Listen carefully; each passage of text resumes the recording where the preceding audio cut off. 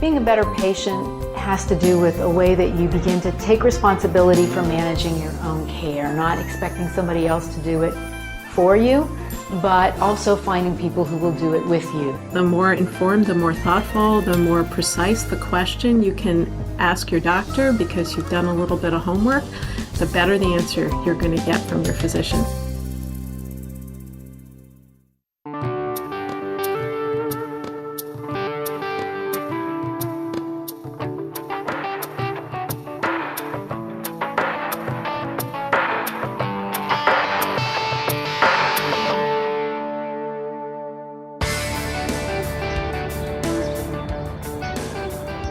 Hi, for CreakyJoints and the Global Healthy Living Foundation, I'm Seth Ginsberg, welcoming you to another of our video series about patient education and advocacy. Today, all about how to be a better patient.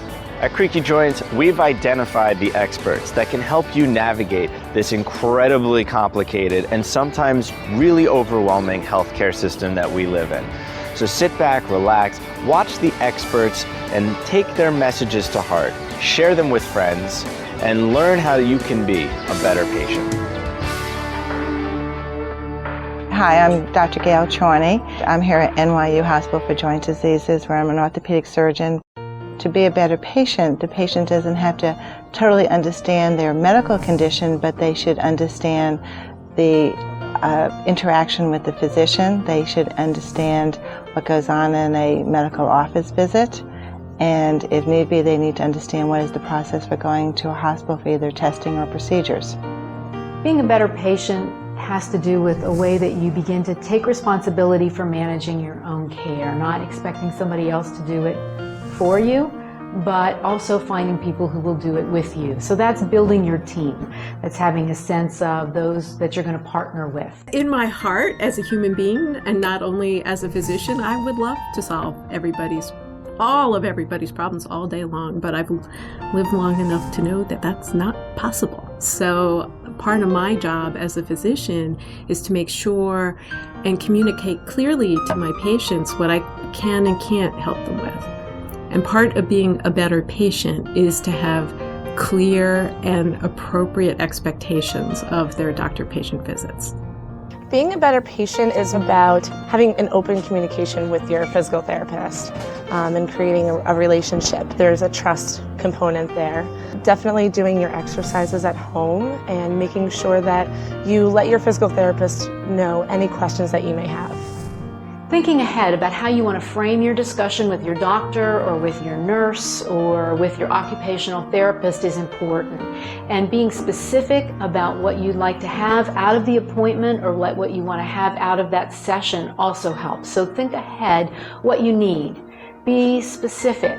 Remember that they can't read your mind. They don't know what's going on. It's that shift from thinking that our healthcare providers will sort of know how to take care of us to partnering with them and knowing they're going to be our coaches, they're going to bring their best expertise. But we have to show up and be engaged as well when we're the patient. It's very important for all your physicians to know all the medicines you're on all the time. So the more list of questions, the more empowered the patient will feel and the better the information they'll get from their physician.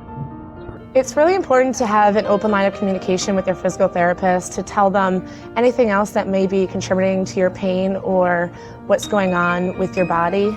The more information that your PT has about what you're currently going through will be able to make your treatment program much more meaningful for you. The best preparation for a patient can make for a doctor's visit is to think through exactly what they want out of that doctor encounter, both in terms of information and in terms of expectation of what they're going to learn in that doctor encounter.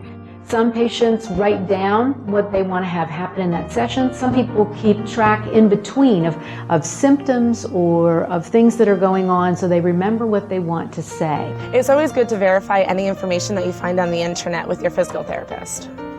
The more informed, the more thoughtful, the more precise the question you can ask your doctor because you've done a little bit of homework, the better the answer you're going to get from your physician. But again, everybody's got their own comfort level with how much information and how much homework they want to do before the doctor's visit. I'm comfortable and like it when patients do their homework, but it's by no means necessary. So when you begin to frame that conversation, you stay specific, you bring real information and data, and you get a sense of what you want to have happen, what you want to know, or what you want to learn. You're engaged in it. That kind of attitude shift makes a big difference in what you can get out of each appointment. Start with an informed question for the doctor and walk in and say, I took X medicine as you prescribed, and this was my experience of that medicine, but I have a question about it, or I have a new complaint, and this is my question about it, and I read X about it, and I was wondering what you thought about that. I think all of those kind of little bit of preparation can make for a more gratifying encounter, in part because doctors actually typically like to really talk to patients and educate them. Being persistent and not giving up when you're dealing with your illness is essential. It's essential because this is a marathon, not a sprint. This is not something that you can see the end of. So to be persistent says, I know I'm going to be in this for a while. One of the ways you can be persistent is to create some short-term horizon goals for yourself, things that are important to you, so that you can accomplish them. That gives you that sense that I've arrived there, and then you put the next goal out on the horizon. For some people, that's something that they want to be able to do. They want more mobility, they want to be able to do some kind of exercise. Some people want to have a relationship, some people want to have a different job, whatever that short-term goal is for you. That's part of being persistent. The next thing is to figure out how you are best persistent. For many people, that persistence comes from having a team, a partner, a support, somebody who helps them keep on keeping on. And the last thing is to really see your plan and your goals, to know what you want in a realistic way, and that then you achieve it. That gives you some energy, you achieve the next thing. So that persistence can keep you going through this long-term event in your life. In a perfect world, all of us would be heard. Doctors would be heard, patients would be heard, everybody would leave every single encounter they have with another human being feeling somehow gratified. But that's not always possible. And particularly in the kind of tense, sometimes tense setting of a doctor-patient encounter, patients do leave angry. And that can happen, that can be painful for doctors, because I think most of the time, most of us really want to make sure our patients are leaving our office feeling as though they've in some way benefited from the experience. Sometimes patients come in with very high expectations for their physicians that can be complicated for a physician to manage, because we can solve problems that are within our scope, but not all problems. So that can often contribute to frustrating encounters. Sometimes when we talk about being a better patient, a patient starts to think it's all up to them, they have to do it all alone. Part of enjoying being a better patient is getting connected with others, whether that's a small group that you join, an online group like CreakyJoints.org, or other support systems or places where you can join with others to learn, to know more about what's going on with you, to hear about different ways and new methods of treatment, and most of all, to be with others who can say, hey, I've been there, I know what it's like.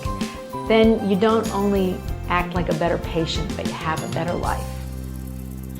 Experts have weighed in on what you can do to be a better patient, how you can come better prepared for your office visit, and the way you can approach your healthcare delivery so that you're better off in the long run. You're a healthier patient and you're a better patient. Don't forget to check back often on CreakyJoints.org. Tell us what you thought of today's video. Share it with others, family, friends, healthcare providers, doctors you may know. And all of us at Creaky Joints wish you well.